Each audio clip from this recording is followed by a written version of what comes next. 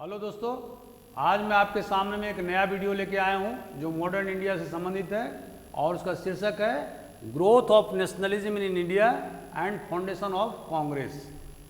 राष्ट्रवाद का उदय, भारत में राष्ट्रवाद का उदय जो 19वीं शताब्दी के उत्तरार्ध में हुआ, उसके क्या कारण थे, कांग्रेस की स्थापना हुई और उसके बाद में हमारे स्वतंत्रता संग्राम में, फ्रीडम स्ट्रगल में उसकी क्या क्या भूमिका रही शुरुआती दिनों में, इन सब बातों के बारे में, इन सब तथ्यों के बारे में आज इस प्रकाश डालेंगे। उम्मीद है कि आपको ये वीडियो अच्छा लगेगा। मेरे द्वारा 80 से ज़्यादा वीडियोस YouTube पर अपलोड किए गए हैं। आप AJIS एकेडमी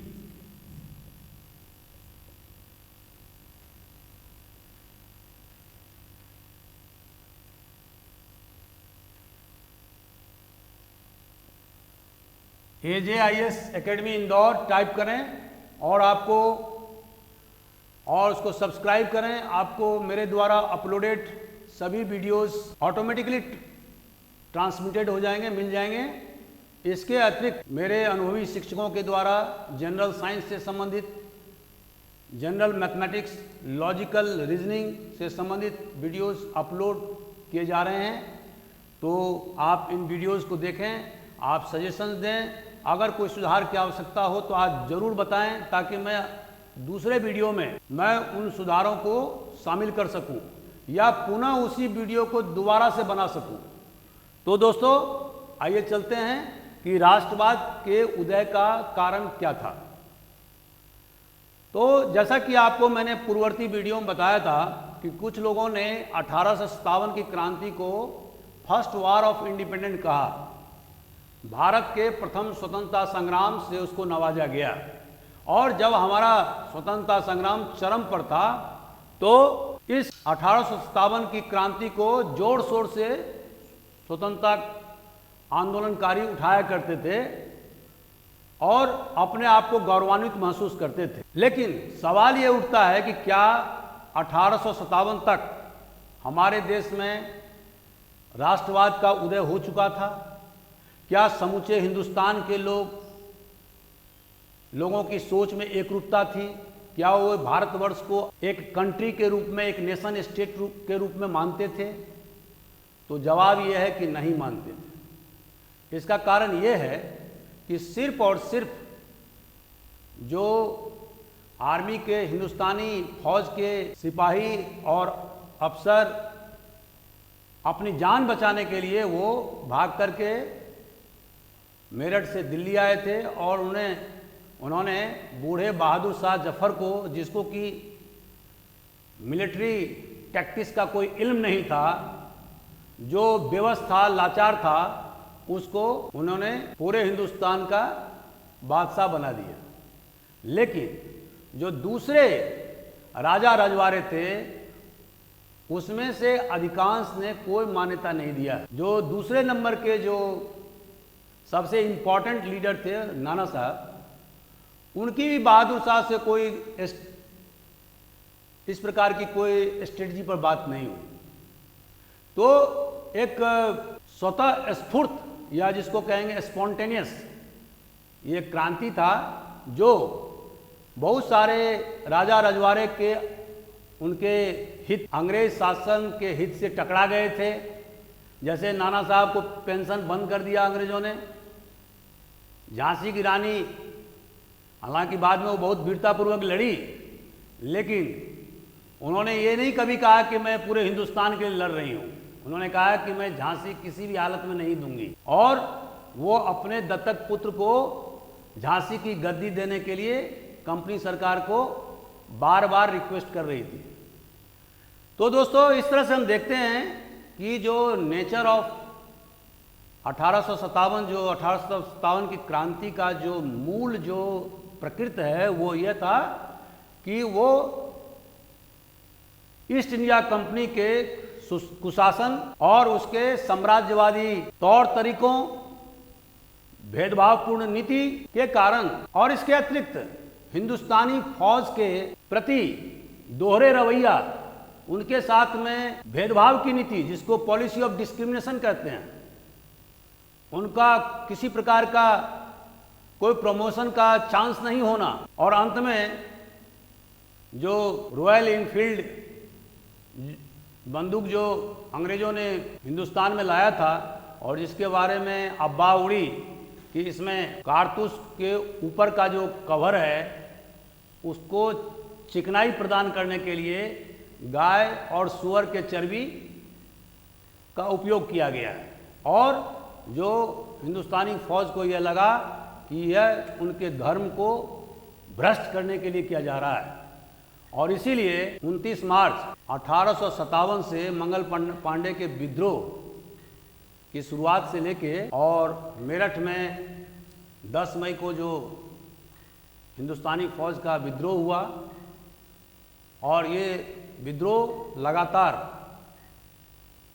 करीब 1.5 साल तक चलता रहा, और सबसे ज़्यादा अफेक्टेड या सबसे ज़्यादा प्रभावित अवध का इलाका रहा, क्योंकि अवध के तालुकेदार, जमींदार, जागीरदार, जिसमें कि अधिकांश मुस्लिम के पास थे,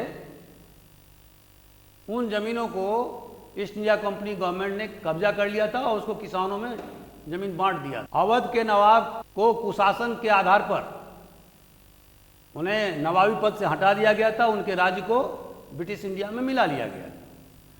तो दोस्तों, इस तरह से हम देखते हैं कि हमारे देश में जो राष्ट्रवाद का उदय हुआ वो 19वीं शताब्दी के उत्तरार्ध में हुआ, और उसके कारण क्या थे, इसके जानने से पहले हम ये देखेंगे कि राष्ट्रवाद होता क्या है। तो दोस्तों, ये राष्ट्रवाद पश्चिमी अवधारणा है, और जैसा कि आप जानते हैं कि यूरोप में सबसे पहले पुनर्जागरण हुआ, और यह पुनर्जागरण की या रेनेसां की शुरुआत 1853 में जब ऑटोमन साम्राज्य ने बेजेंटाइन पर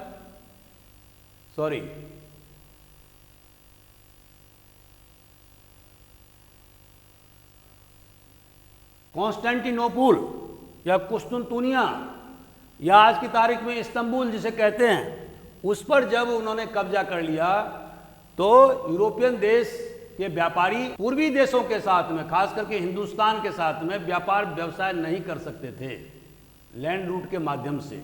तो इस कारण से उन्होंने दूसरा रास्ता खोजना शुरू किया, डिस्कवरी किया सी रूट का। बहुत सारे जो यूनान के पुरानी पुस्तकें थीं, रोम साम्राज्य से संबंधित पुस्तकें थी, उसका भी अध्ययन शुरू हुआ। तो इसके बारे में हम बाद के लेक्चर में बताएंगे, लेकिन जो नेशन स्टेट की या नेशनलिज्म की भावना या जिसको हिंदी में राष्ट्रवाद कहते हैं, उसकी ये भावना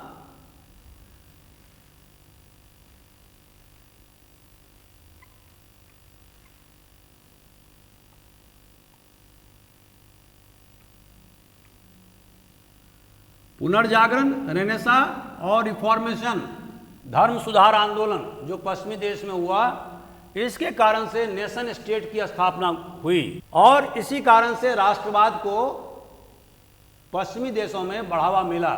आखिर राष्ट्रवाद होता क्या है?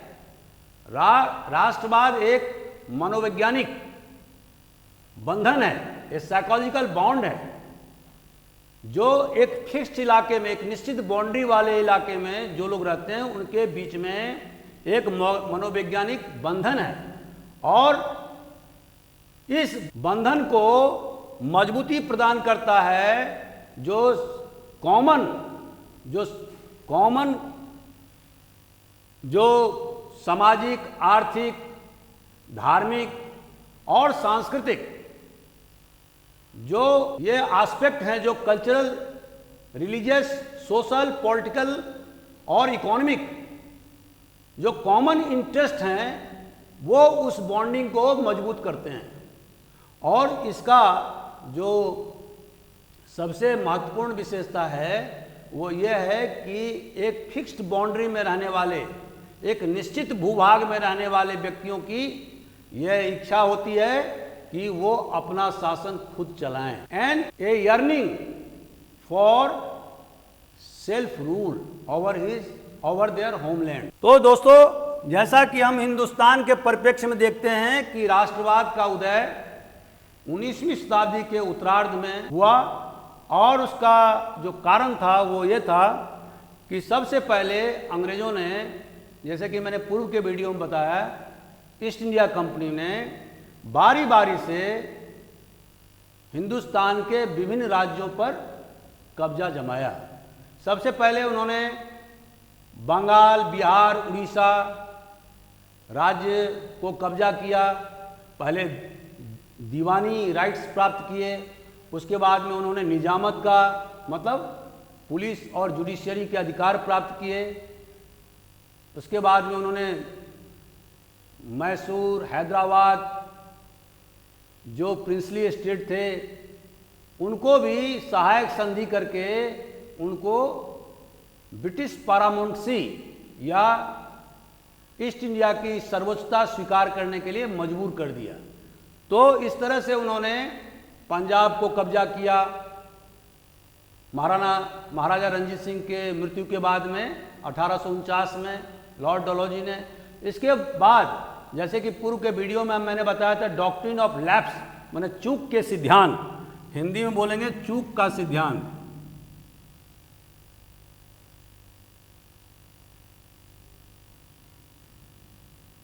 अब जिन राजा महाराजाओं के वारिस नहीं थे, नेचुरल सक्सेसर नहीं थे, तो उनके राज्य को अंग्रेजों ने अपने राज्य में मिला लिया और इस तरह से इस चूक के सिद्धांत के आधार पर उन्होंने 13 प्रिंसली एस्टेट को, राजबारे को ब्रिटिश इंडिया में मिलाने का काम किया, जिसमें झांसी का भी राज्य था। तो इस तरह से उन्होंने, ईस्ट इंडिया कंपनी ने पूरे देश में 2 प्रकार की शासन व्यवस्था थी। एक ऐसा इलाका जिसको कि ब्रिटिश इंडिया कहते थे और दूसरा इलाका जिसको प्रिंसली एस्टेट कहते थे। लेकिन प्रिंसली एस्टेट में भी उनके सेना मौजूद रहते थे, उनके रेजिडेंट मौजूद रहते थे और फॉरेन पॉलिसी के मामले में प्रिंसली एस्टेट आजाद नहीं थे। इसीलिए ब्रिटिश पारामाउंसी मतलब ब्रिटिश सर्वोच्चता को सभी प्रिंसली एस्टेट ने स्वीकार कर लिया था। केवल आंतरिक मामले में राजा रजवाड़े कुछ हद तक स्वतंत्र थे, लेकिन विदेशी मामले में, मिलिट्री मामले में वो पूरी तरह से ईस्ट इंडिया कंपनी पर निर्भर थे। तो इस तरह से अंग्रेजों ने पूरे देश को कब्जा किया, उनका एकीकरण किया। जो औरंगजेब के समय में, उसके मृत्यु के समय में 1707 ईस्वी में जो स्थिति थी, जो मुगलों का साम्राज्य का विस्तार सबसे ज़्यादा औरंगजेब के समय में हुआ, तो इसके बाद करीब 150 वर्षों के जद्दोजहद के बाद में हिंदुस्तान के अधिकांश भूभाग को अंग्रेजों ने अपने हाथ में कर लिया और उसमें उन्होंने प्रशासनिक व्यवस्था किया। उनके लगभग 1500 ICS अफसर काम करते थे, जो स्पॉट पर रहते थे, जो डिस्ट्रिक्ट मजिस्ट्रेट के रूप में काम करते थे और पुलिस अधीक्षक के माध्यम से वो कानून का या पुलिस प्रशासन को देखते थे, लॉ एंड ऑर्डर को नियंत्रित करते थे। उन्होंने सिविल और क्रिमिनल कानून में भी चेंजेस लाए और एक आर्थिक पॉलिसी भी उन्होंने अख्तियार किया। और जैसे कि मैंने आपको कहा कि उन्होंने लैंड रेवेन्यू पॉलिसी के तहत में 3 प्रकार के लैंड रेवेन्यू पॉलिसी अख्तियार किया था। बंगाल सूबा के लिए उन्होंने अस्थायी बंदोबस्त की व्यवस्था किया था, मद्रास और बॉम्बे प्रेसिडेंसी के लिए उन्होंने रैयतवारी पद्धति को अपनाया था और पंजाब, अवध और आगरा के प्रांतों के लिए, सूबा के लिए उन्होंने महलवारी सिस्टम की शुरुआत की थी। लेकिन तीनों रेवेन्यू पॉलिसी का लबोलुबाव ये था कि टैक्सेस या रेंट बहुत ज़्यादा थे, लगभग 50% से ज़्यादा थे। आर्थिक शोषण हो रहा था। अंग्रेज हिंदुस्तानियों का आर्थिक रूप से दोहन कर रहे थे। और जो पहले के वीडियो में हमने बताया कि किस प्रकार से उन्होंने वाणिज्यवाद की शुरुआत किया था 1757 से लेकर 1813 तक, उसके बाद में 1813 से लेकर 1858 तक उन्होंने स्वतंत्र फ्री ट्रेड की पॉलिसी अपनाया था, और फिर 1858 से लेकर 1947 तक उन्होंने फिनेंशियल कैपिटलिज्म अर्थात वित्तीय पूंजीवाद की शुरुआत हिंदुस्तान में किया था। लेकिन तीनों प्रकार के आर्थिक स्वरूप का या आर्थिक पॉलिसी का एक ही विशेषता था कि हिंदुस्तान के अधिक से अधिक धन को इंग्लैंड ले जाया जाए, और इसके लिए उन्होंने लैंड रेवेन्यू पॉलिसी बहुत ही ज़्यादा कठोर रखा था, किसानों का शोषण कर रहे थे। दूसरा, उन्होंने ट्रेड पॉलिसी के माध्यम से हिंदुस्तान के बनाए हुए माल को इंग्लैंड पहुंचने पर हैवी इंपोर्ट ड्यूटी लगाया था, लेकिन इंग्लैंड का जो बना बनाया माल जो इंडिया में आता था, जिसको कि मैन्युफैक्चर्ड गुड कहते हैं, उस पर नॉमिनल टैक्स लगाते थे या नहीं ही लगाते थे। इससे हिंदुस्तान के मार्केट में अंग्रेजी सामानों की बाढ़ आ गई और यहाँ के उद्योग धंधे सब बंद हो गए। इसी तरह से इंडस्ट्री में, उद्योग के मामले में उन्होंने क्या किया कि हिंदुस्तान को एक कच्चे माल का उत्पादन करने वाला कॉलोनी बना दिया, और यहाँ से कच्चे माल इंग्लैंड जाते थे और वहाँ से बने बनाए माल हिंदुस्तान में आते थे। इस तरह से हिंदुस्तान को इंग्लैंड ने एक कॉलोनी के रूप में परिवर्तित कर दिया, और जिसके कारण से यहाँ की इंडस्ट्री या यहाँ का उद्योग पूरी तरह से चरमरा गया, बैठ गया। इसके अतिरिक्त अंग्रेजों ने यहाँ के धन को दोनों हाथ से लूटा, और उनके लूटने के तरीके क्या थे? एक तो आपको शुरू के वीडियो में मैंने बताया था कि किस तरह से नवाब और उसके अधिकारियों से अंग्रेज अफसर, जो कंपनी के अफसर होते थे, वो भ्रष्टाचार के माध्यम से उससे घूस लेते थे, नजराना लेते थे। एक तो ये तरीका था। जितने भी अंग्रेज अफसर यहाँ काम करते थे, उनके पेमेंट, उसके बाद में उनको पेंशन मिलता था, वो भी इंडिया गवर्नमेंट के ऊपर चार्ज होता था। वो यहाँ पर से नौकरी करने के बाद में इंग्लैंड चले जाते थे। इंग्लैंड में जो उन्होंने व्यवस्था किया था बोर्ड ऑफ कंट्रोल का, या जो मैंने 1884 का 1784 का पिट्स इंडिया एक्ट बताया, उसके बाद में 1858 में उन्होंने पूरे ब्रिटिश टेरिटरी को ब्रिटिश क्राउन ने अपने हाथ में ले लिया, और उसके बाद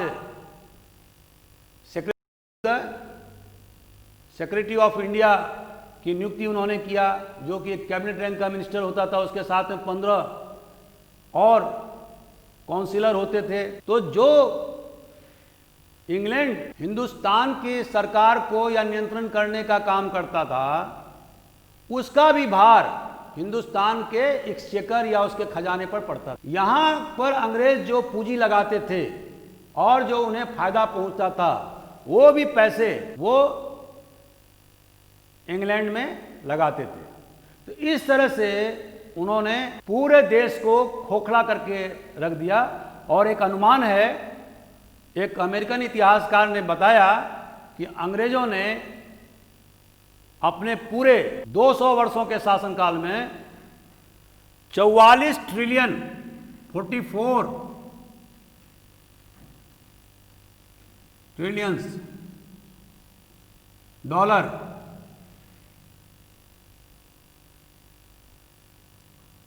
इतने पैसे ले गए वो हिंदुस्तान से।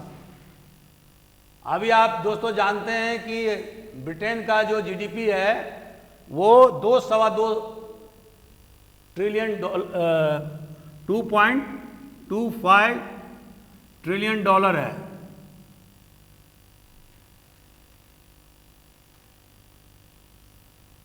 तो आप इस मान से आप अनुमान लगा लें कि लगभग 17-18 साल के जीडीपी के बराबर वो हिंदुस्तान से इतने पैसे लेके चले गए, 44 ट्रिलियन डॉलर्स। इसके कारण से देश में समय समय पर अकाल पड़ने शुरू हो गए और वो अकाल 1768-69 से शुरू हुआ, जो 1943-44 तक हर 2 साल 3 साल पर देश के विभिन्न भागों पर पड़ता रहता था और लाखों लोग उसमें मारे जाते। तो पहला कारण यह है कि अंग्रेजों के द्वारा जो राजनीतिक, प्रशासनिक और आर्थिक एकीकरण जो अंग्रेजों के द्वारा पूरे देश का किया गया, वो राष्ट्रवाद के उदय होने का पहला कारण था। और इस एकीकरण का जो असली जो हथियार था वो था आर्मी, पुलिस और आईसीएस ऑफिसर्स। ये तीन जो एजेंसी था, ये तीनों एजेंसी ब्रिटिश साम्राज्यवाद का ये सबसे बड़ा हथियार था और इन तीनों एजेंसी ने पूरे हिंदुस्तान को अपने शिकंजे में ले लिया था, जिसको स्टील फ्रेम ऑफ ब्यूरोक्रेसी कहते हैं आईसीएस अफसर को उस जमाने के हिसाब से। और आईसीएस अफसरों को सपोर्ट करता था पुलिस अफसर, जो पुलिस अधीक्षक, थाने के स्टाफ और आरआई, ये सभी यूरोपियन हित में काम कर रहे थे। तो पहला कारण तो ये हुआ। दूसरा कारण था सोशियो रिलीजियस, सामाजिक और धार्मिक सुधार। दोस्तों, जैसा कि मैंने पूर्व के वीडियो में बताया था कि अंग्रेजों ने शुरुआती दिन में हिंदुस्तान के सामाजिक नियमों, यहाँ के परंपराओं, यहाँ के कस्टम, ट्रेडिशंस, उस पर कोई छेड़छाड़ नहीं किया। उन्होंने धार्मिक मामले में भी कोई छेड़छाड़ नहीं की। लेकिन 1813 के बाद उन्होंने मिशनरियों को हिंदुस्तान आने दिया और ये ईसाई मिशनरी का एक ही पर्पस था, एक ही उद्देश्य था कि किस तरह से हिंदुओं को, मुसलमानों को ईसाई में धर्म परिवर्तन किया जाए। और जिसके तहत में उन्होंने विभिन्न प्रकार के स्कूल भी खोले, अंग्रेजी माध्यम के स्कूल खोले, कॉलेज खोले।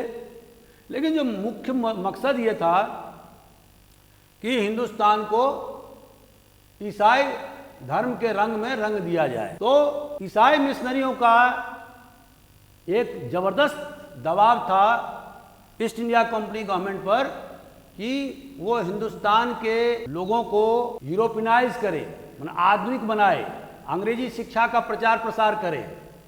जो ब्रिटिश साम्राज्यवाद था, खास करके जो स्वतंत्र व्यापार में विश्वास करते थे, तो उनका भी ये उद्देश्य था कि जब हिंदुस्तानी समाज आधुनिक होगा, यूरोपियनाइज होगा, तो उनके माल की खपत भी ज़्यादा से ज़्यादा होगी। तो इसी उद्देश्य को लेकर के अंग्रेजों ने बहुत सारे सामाजिक सुधार के कार्यक्रम 1813 से लेकर के 1857 के बीच में किए। जैसे उन्होंने सती प्रथा, जो घृणित सती प्रथा था, वो उसको उन्होंने ख़त्म कर दिया। हालांकि उसमें राम मोहन राय की बहुत बड़ी भूमिका थी। 1829 में ख़त्म किया गया। इसके अलावा उन्होंने दास प्रथा को, जिसको एबोलिशन ऑफ स्लेवरी, उसको भी ख़त्म किया। विडो रीमैरिज माने विधवा पुनर्विवाह का कानून उन्होंने 1856 में लाया। और चाइल्ड मैरिज माने बाल विवाह, उस पर भी उन्होंने रोक लगाई। तो इस तरह से बहुत सारे कानून, सामाजिक उत्थान या सामाजिक बुराइयों को ख़त्म करने के लिए उन्होंने बहुत सारे कानून लाए। जो हिंदुस्तानी, खास करके हिंदू लॉज थे, जो इस्लामिक लॉज थे, उसके बदले में उन्होंने नए कानून, क्रिमिनल लॉज और सिविल लॉज कानून हिंदुस्तान में लागू किया। इन सब सुधारों का एक परिणाम ये हुआ कि अंग्रेजों ने यह महसूस किया 1857 के क्रांति के बाद में कि चूंकि हिंदुस्तानियों के सामाजिक और धार्मिक परंपराओं उनके कस्टम पर छेड़छाड़ किया गया था, इसीलिए ये क्रांति हुआ।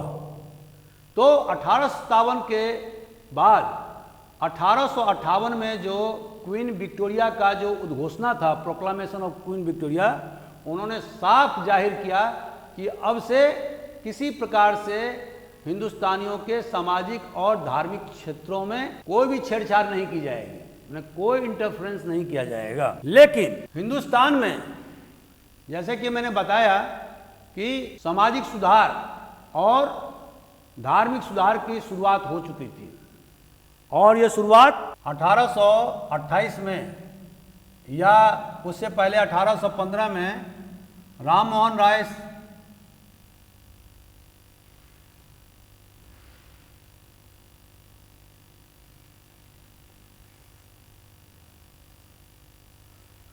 राय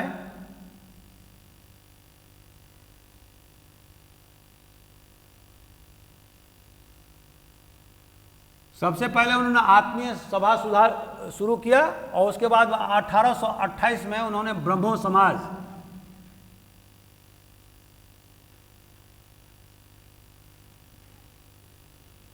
की शुरुआत किया, जिसमें कि उनके साथ में देवेंद्र नाथ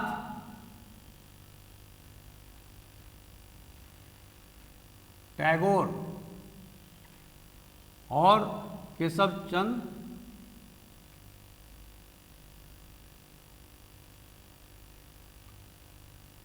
ये दोनों उनके सहायक थे। और ब्रह्मो समाज ने हिंदुस्तानी समाज, खास करके हिंदू समाज के सामाजिक बुराइयों की तरफ विशेष रूप से जोर दिया, उसको हटाने पर जोर दिया, और उसके लिए वो बार बार अंग्रेजों को पिटीशन देते रहे। और राम मोहन राय के इनिशिएटिव पर ही, उनके द्वारा अथक प्रयास करने के बाद ही सती प्रथा हिंदुस्तान से समाप्त की जा सकी थी। जो ब्रह्मो समाज का जो मेन जो उद्देश्य था वो था एकेश्वरवाद, मोनोथिज्म, और इसके अलावा उनके द्वारा जो हिंदू सोसाइटी में जो विभिन्न प्रकार की जो कुरीतियाँ जो फैल गई थी उसको दूर करने का उन्होंने बीड़ा उठाया। उन्होंने समाज सुधार करने का प्रयास किया। बहुत सारे उनके द्वारा, जैसे राम मोहन राय के द्वारा हिंदू कॉलेज खोले गए थे कलकत्ता में, और उन्होंने मूर्ति पूजा का भी विरोध किया। ही अपोज्ड आइडोलेट्री इन हिंदू रिलीजन। और सबसे ज़्यादा जो इम्पोर्टेंस उन्होंने दिया, जो महत्व दिया, वो था ह्यूमन डिग्निटी के ऊपर में, मनुष्य के प्रतिष्ठा के ऊपर। इसका मतलब क्या हुआ? मनुष्य और मनुष्य के बीच में किसी प्रकार का कोई भेदभाव नहीं। दूसरा जो इम्पोर्टेंट जो समाज सुधार के कार्यक्रम हुए वो था आर्य समाज। 1875 में दयानंद सरस्वती ने आर्य समाज की स्थापना किया था। पहले तो इसका हेडक्वार्टर उन्होंने बॉम्बे में रखा, उसके बाद में उन्होंने लाहौर में रखा। और सत्यार्थ प्रकाश इनका प्रसिद्ध किताब है, और इसके माध्यम से उन्होंने हिंदू समाज में जो विभिन्न प्रकार की विसंगतियां आ गई थी, जैसे अस्पृश्यता, उन्होंने साफ तौर पर उसको नकार दिया। उन्होंने नारा दिया बैक टू वेदास, माने वेद की तरफ लौटो।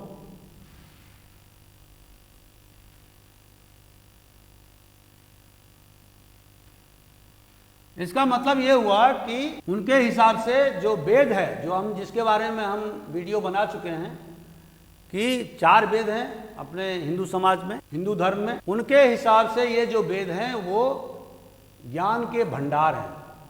और अगर हिंदू समाज अपनी तरक्की चाहता है तो उसे वेद का अध्ययन शुरू कर देना चाहिए।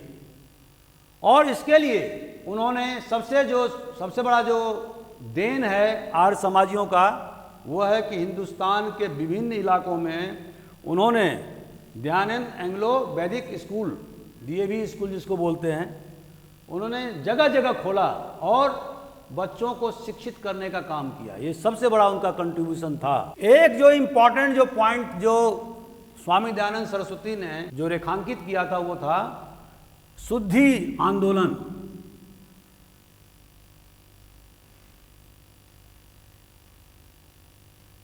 इसका मतलब क्या हुआ?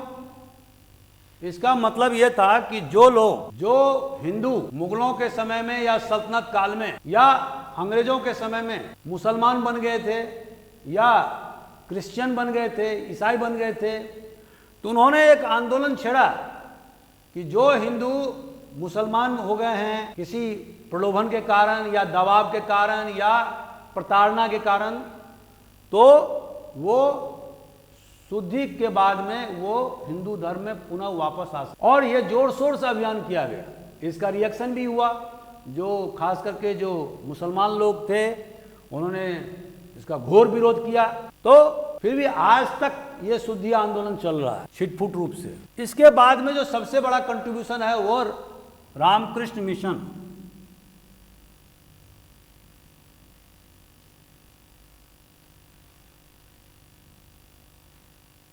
ये रामकृष्ण मिशन की शुरुआत 1887 में स्वामी विवेकानंद के द्वारा की गई थी और जो रामकृष्ण परमहंस के शिष्य थे, रामकृष्ण परमहंस के सिद्धांतों पर आधारित संगठन है जो सामाजिक और धार्मिक सुधार का कार्य करती है। जैसा कि दोस्तों आप जानते हैं कि स्वामी विवेकानंद हिंदू धर्म के बहुत बड़े सुधारक के रूप में, प्रवर्तक के रूप में जाने जाते हैं। उन्होंने 1893 में पार्लियामेंट ऑफ रिलीजन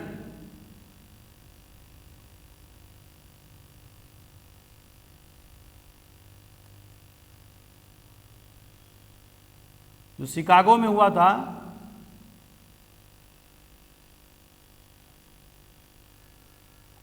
अमेरिका में, उसमें उन्होंने बहुत जबरदस्त भाषण दिया था हिंदू धर्म के संबंध में और जिससे लाखों लोग प्रभावित हुए। तो रामकृष्ण परमहंस ने शिक्षा के क्षेत्र में और हिंदू धर्म के क्षेत्र में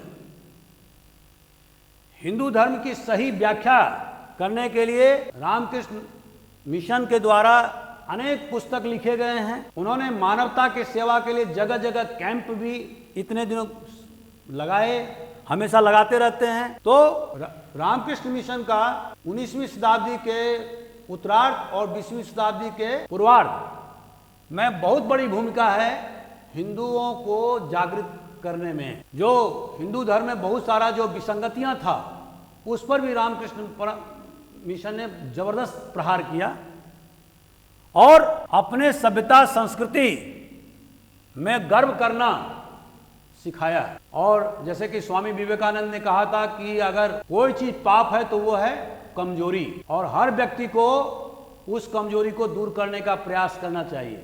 if anything that is seen is weakness, remove all those weakness that makes you weak. And तो उन्होंने कहा कि प्रत्येक व्यक्ति को अपने आत्मावलोकन करना चाहिए, इंट्रोस्पेक्शन करना चाहिए, उन्हें मानसिक और शारीरिक रूप से मजबूत होना चाहिए।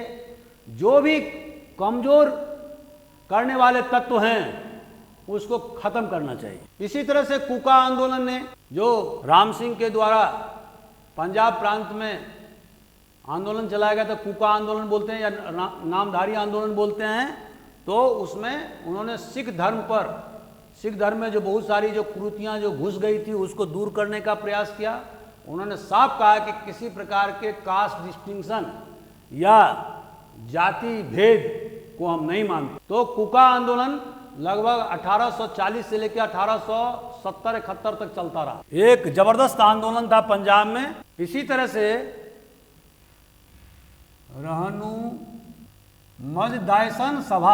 रहनुमाई मजदैसन सभा, इसकी शुरुआत पारसियों ने बंबई में शुरू किया था।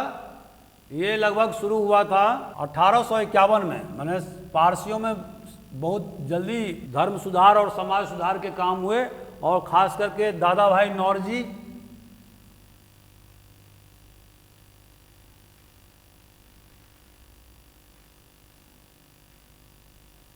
जो बाद में इन्होंने ड्रेन थ्योरी भी इजाद किया था और कांग्रेस के अध्यक्ष बने थे 1906 में।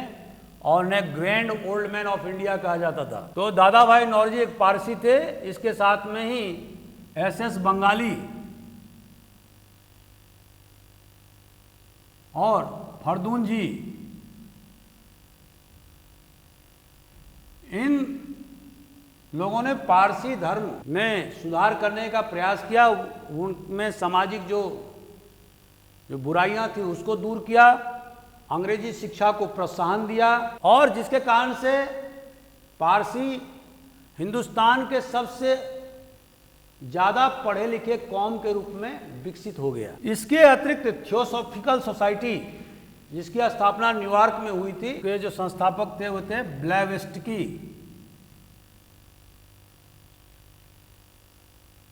HP ब्लेवेस्टकी, और दूसरा नाम था Olcott, HS all theosophical society.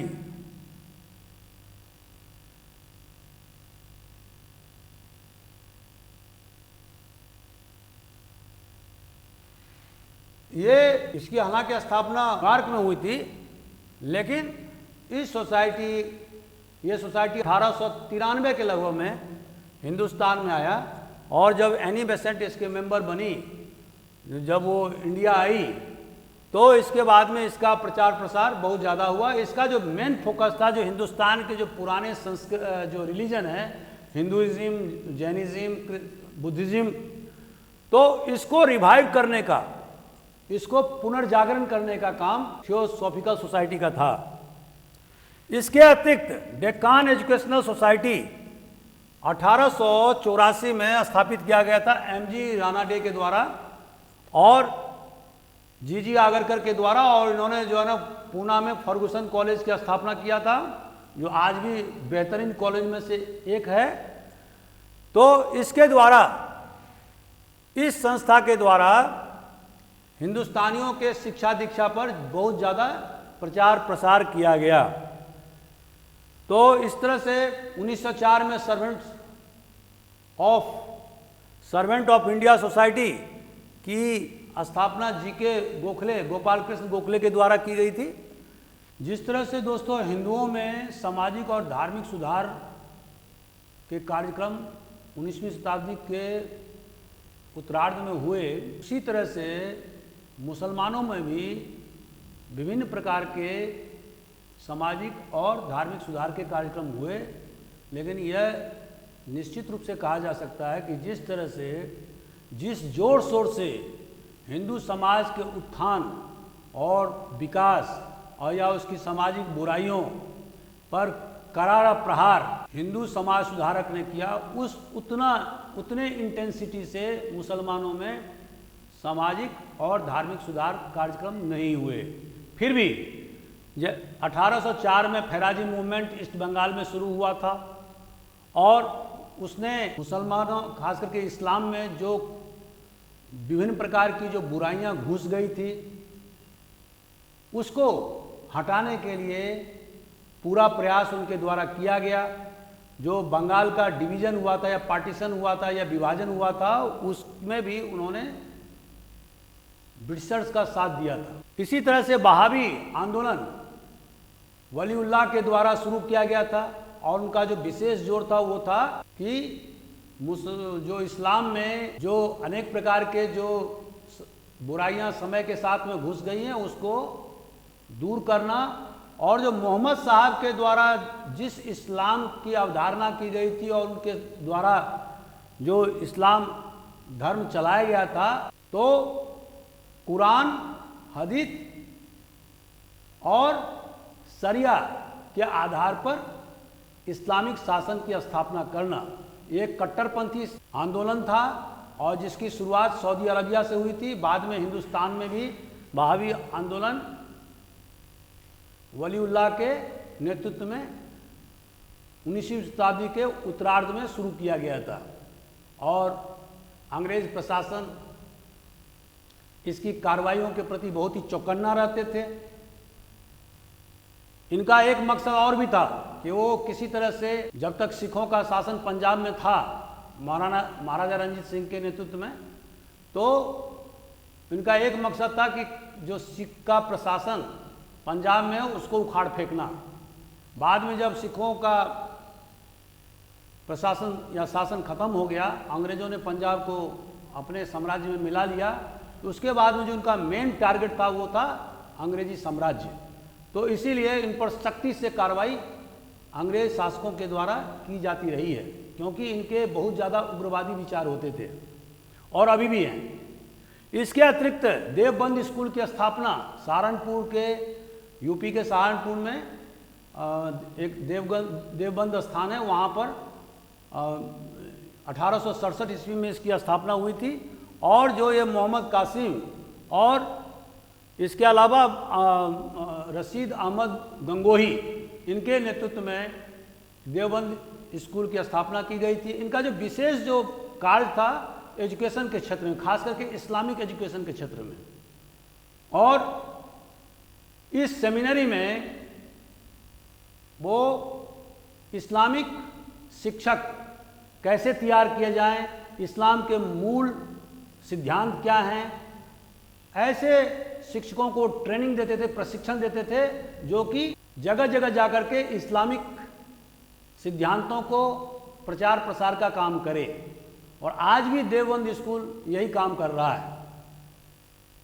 एक प्लस पॉइंट देवबंद स्कूल का उस जमाने में ये था कि उन्होंने, जब कांग्रेस की स्थापना हुई थी 1885 ईस्वी में, तो उन्होंने जोर शोर से इसका समर्थन किया था और मुसलमानों को भी उन्होंने प्रेरित किया था कि वो कांग्रेस में शामिल हो। इसके अतिरिक्त अलीगढ़ मूवमेंट सर सैयद अहमद खान के द्वारा 1875 में शुरू किया गया था और इनका विशेष जोर ब्रिटिश साम्राज्य को समर्थन देने का था। ये उसके विरोध नहीं कर रहे थे।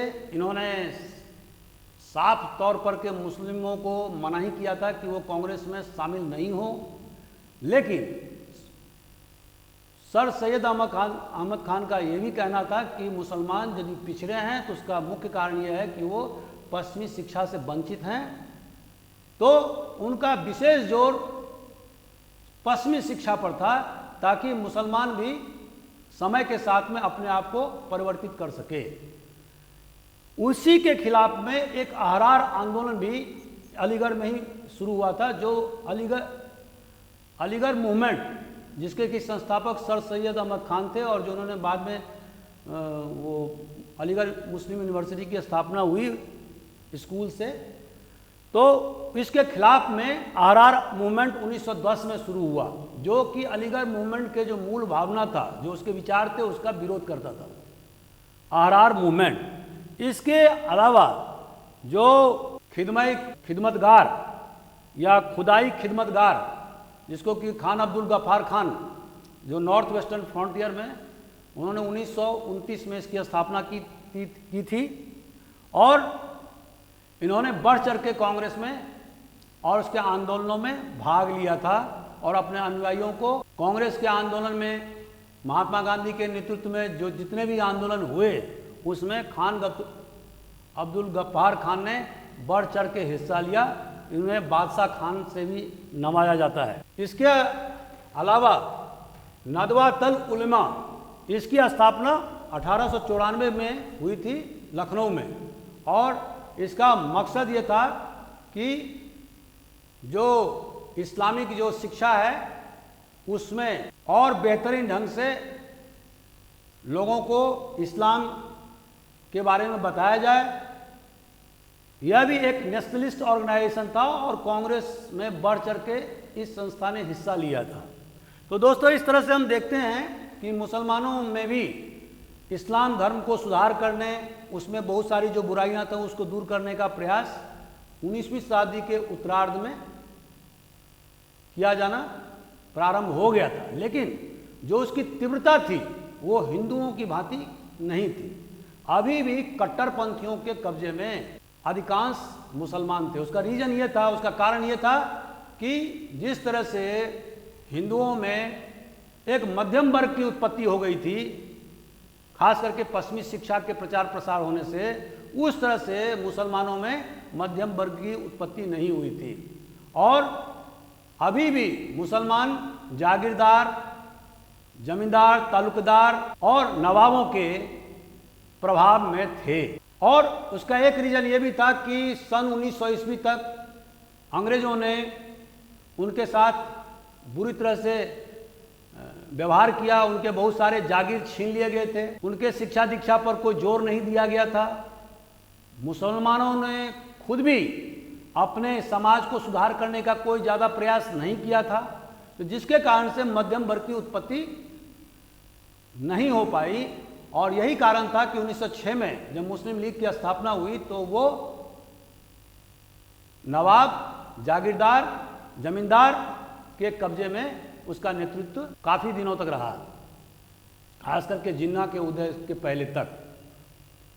इसी तरह से दोस्तों, खास करके जो लोएस्ट क्लास थे, जो शेड्यूल कास्ट, शेड्यूल ट्राइब, इनमें भी समाज सुधार के कार्यक्रम 19वीं शताब्दी के उत्तरार्ध में शुरू हो गए। और खास करके जो जैसे ज्योतिबा फूले, जिनका की संस्था का नाम था सत्य शोधक समाज, इन्होंने महाराष्ट्र में जोर शोर से यह आंदोलन चलाया था। और खास करके ब्राह्मणों के जो प्रभुत्व थे, जो डोमिनेशन था, उनका कड़ा विरोध किया था। उन जो हरिजन आदिवासियों पर जो विभिन्न प्रकार के धार्मिक जो प्रतिबंध लगाए गए थे, उसका भी उन्होंने कड़ा विरोध किया। उन्होंने अनुसूचित जाति जनजातियों के उत्थान के लिए विभिन्न प्रकार के स्कूल खोले और उसको शिक्षित करने का प्रयास किया। इसके अतिरिक्त नारायण गुरु के द्वारा केरल में यही काम किया गया और उनके द्वारा एक संस्था का नाम है अराविलपुरम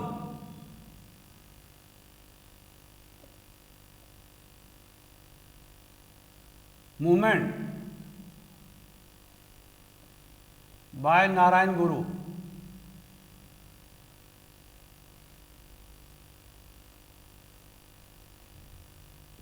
तो नारायण गुरु के द्वारा भी निचले तबके के, खास करके हरिजन आदिवासियों के उत्थान के लिए प्रयास किया गया, उनको शिक्षा देने का प्रयास किया गया, विभिन्न संस्थाएं खोले गए, ब्राह्मणों के प्रभुत्व को चैलेंज किया गया।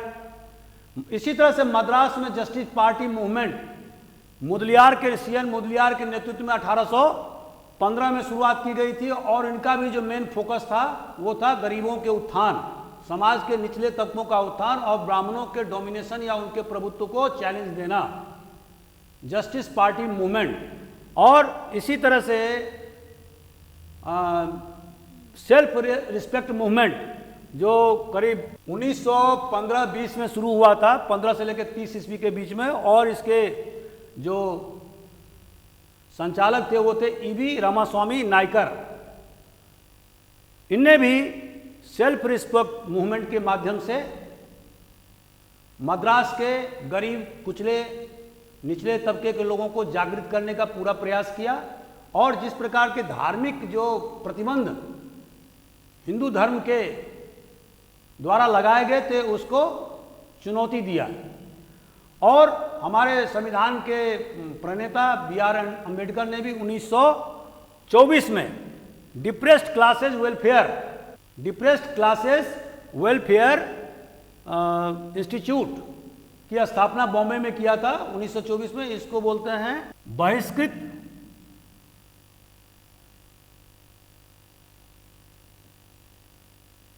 हितकारिणी।